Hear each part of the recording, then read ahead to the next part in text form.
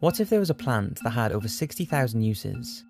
A plant that had the ability to heal some of the deadliest diseases known to mankind, could replace many chemical-ridden medicines prescribed for problems such as depression and insomnia. A plant that could aid in the reduction of the growing and devastating effects of deforestation around the planet, preventing the habitat destruction of many endangered animals. A plant that was illegal for reasons that simply do not make sense. That plant is cannabis, and the name alone invokes various thoughts in people's minds. Perhaps your parents have their views on it and that has rubbed off on you, or perhaps you have associated it with people sitting in their rooms and smoking it. But the truth is, linking cannabis to something that just gets you high is like saying water only serves one purpose. This video is about to get interesting, so sit back and relax. Let's take things back to the basics. There are 3 species of cannabis: sativa, indica, and ruderalis, all of which can be split, although usually the sativa type, into an industrial compound referred to as hemp, which is where the industrial side of cannabis comes in. Hemp has been used for thousands of years, and its usability is unlike anything else. It can be used for oil for cooking and converting to fuel. The seeds, which are one of the most nutritional seeds on the planet, supply nearly every mineral and vitamin the body needs.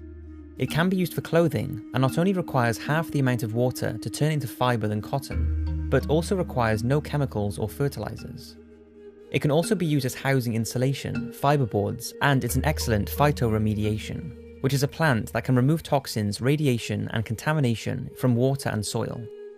Hemp was actually used in the agricultural fields around the Chernobyl nuclear disaster site in order to help remove the heavy metals and radiation from the unusable land.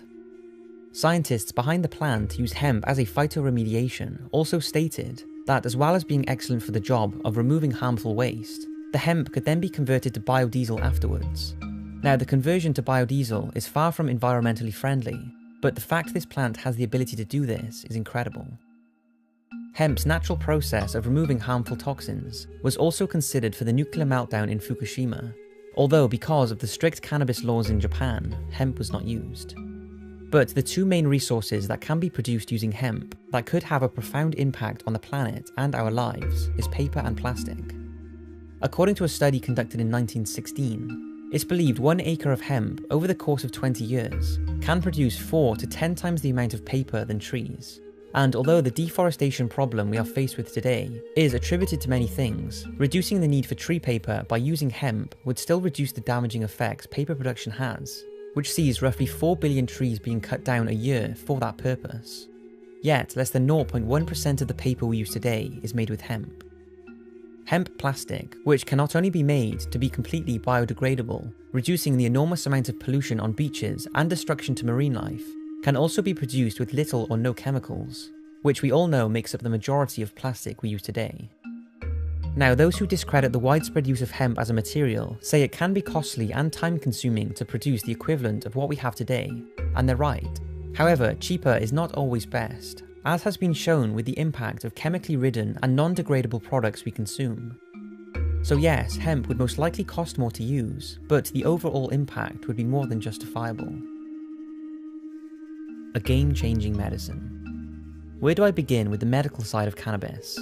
Well, let's start with what scientists and researchers believe is the reason it has profound benefits in the first place. So far, they have been able to identify 483 different chemical compounds within the plant, 80 of which are called cannabinoids. Although the studies are becoming a lot more popular, so far we do not know a whole lot about these 80 cannabinoids and their effects on humans, as most research has only been focused on a handful of them, such as delta-9 tetrahydrocannabinol, by far the most studied chemical, which binds to the receptors in your central nervous system and immune system when heated, causing you to get high, and is the only compound in cannabis to do so.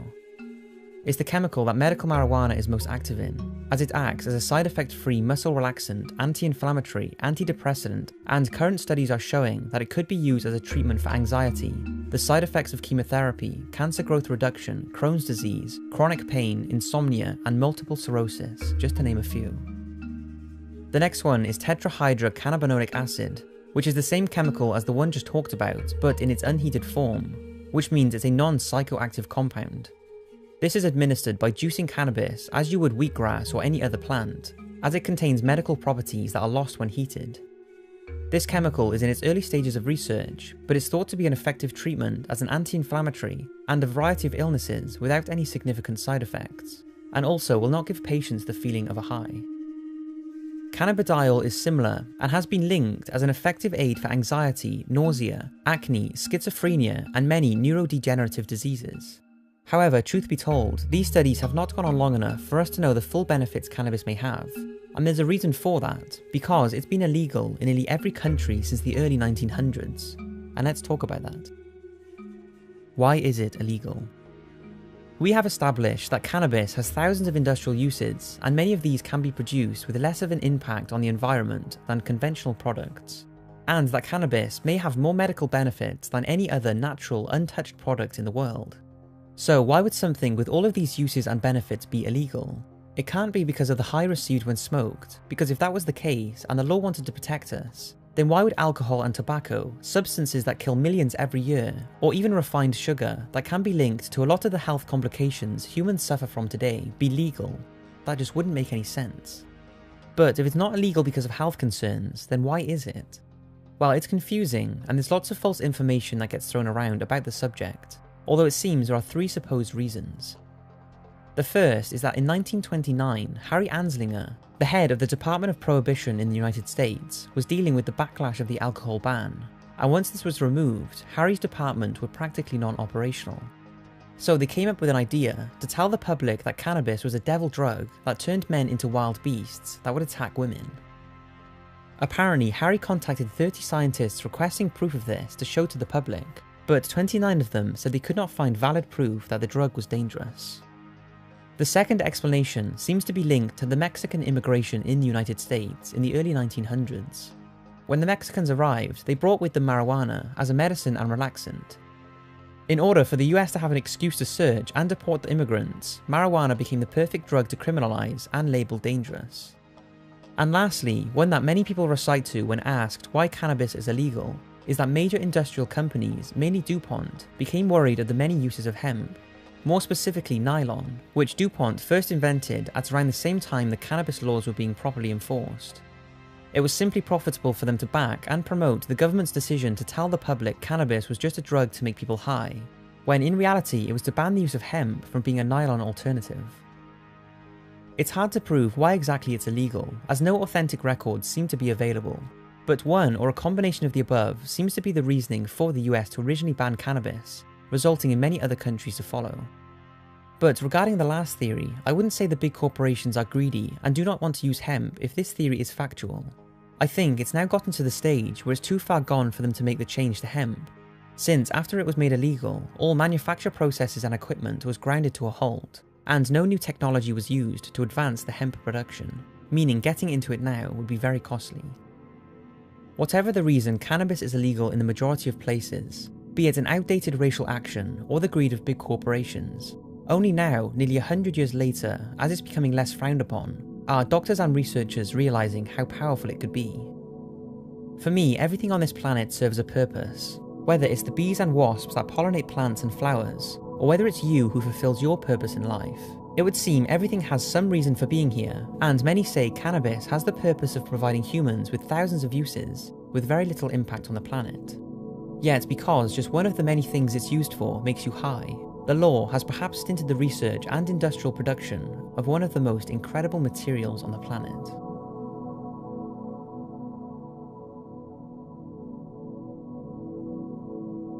To finish off, I want to state that I am not a cannabis activist by any means. In fact, I, probably like you, never even thought about cannabis apart from the fact that it can be smoked, until I started researching for this video, which I've wanted to talk about for a while.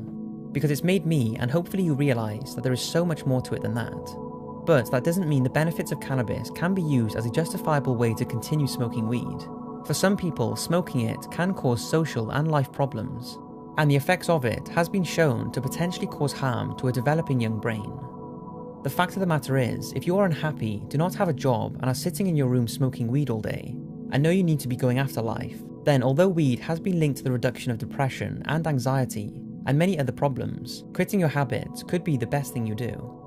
Certainly, do not think to now go out and smoke weed for its health benefits, because medical and recreational cannabis can vary massively, and the potential for long-term side effects are still being researched. And besides, people who take cannabis for its medical benefits mostly do not want to get high and only require a small amount of the drug in the first place, an amount that would not have any mind-altering effects, but still seem to help relieve and prevent many illnesses. I hope you've enjoyed this video. Thanks for watching, and I'll see you in the next one.